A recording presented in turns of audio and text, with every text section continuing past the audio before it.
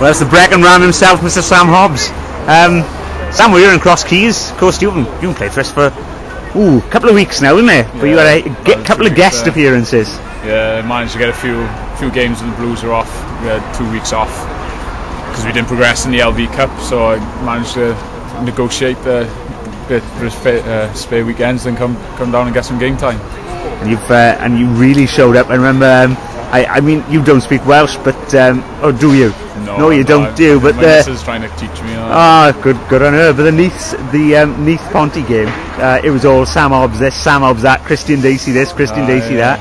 I think the only names I can remember. I think. It was a cracking game, man, wasn't it? Brilliant atmosphere. You know, it's the things I love about the club and everything like that. My parents come down watch every game, and most of the time they come watch the games that I'm not even playing in and stuff like that, and they love it every week in, week out. They think it's a bit of a family down on that Bob Terrace there. And you're probably right there. I think that's what most of the players say, actually, that it's a family affair. And I mean, you've moved onwards and upwards, but you're still class you as being a Ponty boy, even though you're a Brecon boy originally. Yeah, Brecon originally, but I think I never actually got the chance to play senior rugby with Brecon. I signed straight through Ponty from youth rugby, and I've known Chief since under 14s, under 13s rugby, and he's sort of mentored me all the way through the age groups, and managed to get an opportunity down here, and then move on to bigger and better things. Then with academy and all that, and I try to take my chances as much as I can.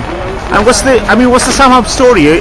Born in Brecon, born and raised in Brecon. Played all my junior rugby with the clubs in that area, like Brecon and Gwynedd up there now, because they sometimes up in those rural areas you struggle to get teams, some age groups, so I swapped a bit through clubs, and then played Merthyr and South Powys districts under 16s the first time I met Chief then, and managed to get a few trials then and go on into Blues under 18s. Didn't really make it there, but then get into the Ponty Centre for one summer.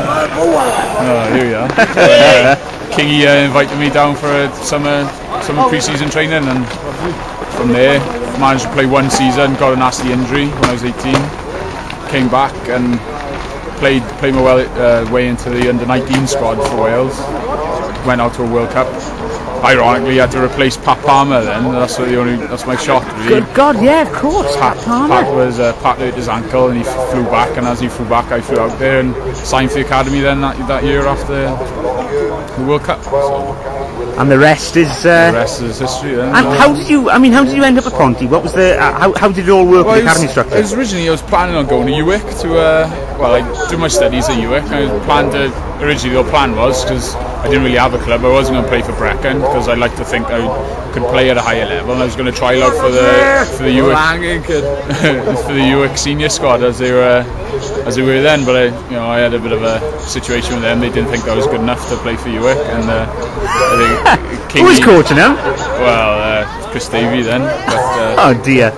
I think I managed, someone let Kingy know that I was looking to play, and had a trial game, a couple of training sessions, trial game against Carmarthen, and I'm lucky enough to get signed on for a contract then, and a few good games early on. Nasty injury, as I said, but luckily I think someone saw a little bit of potential somewhere, I don't know where, but managed to work hard then, come back from the injury, and then, as I said, go to Belfast, come back, get into an academy contract with Justin Bonnell signed me then, and lucky enough to stay with Ponty, and then get all the day-to-day training with the Blues, and it makes a hell of a difference then. Massive difference. And do you find working with the Blues and with Ponty, does it segue, does it fit well together? Does it work? I like to think it fits really well, especially when I was coming up through the academy centre. I think there's no better place to play your Premiership rugby.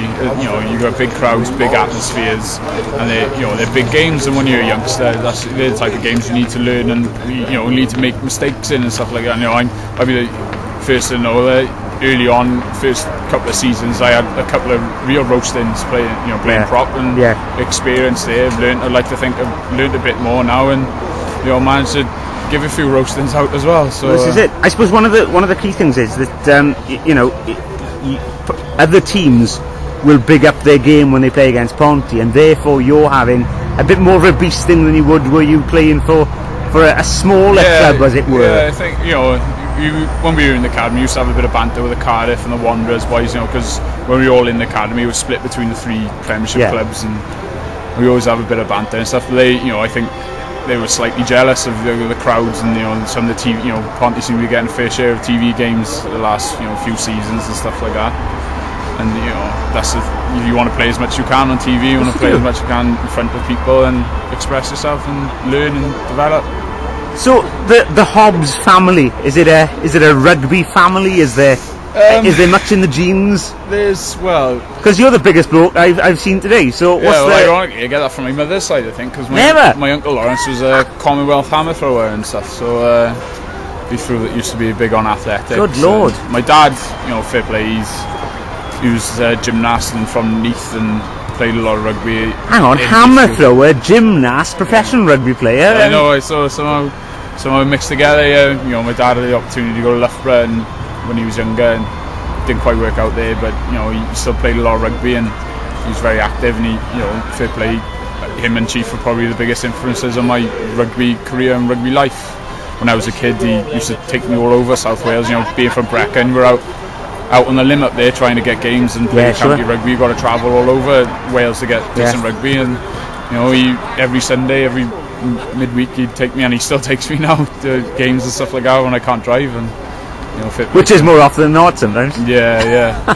Because you had quite a serious injury, didn't you? And yeah, I had a bit of an incident last year playing for the Blues. I had a nasty well, it turned out to be a bit of a blood clot, which I didn't really realise was happening on time. I was getting a few headaches here and there when I was training, and I didn't realise what they were.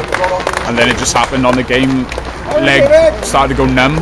Yeah. And from that point on, I just lost all feeling in my right side of my body, and can't remember a thing after that. Waking up in hospital, so must be a bit of a disconcerting time for you, really. Right. So a guy who's used to facing up to everything, all of a sudden you're being lamped by something you've got no control over. Yeah, I mean, it was the scariest time in my life for me and my family, and everyone. You know, girlfriend was there as well. She was in tears.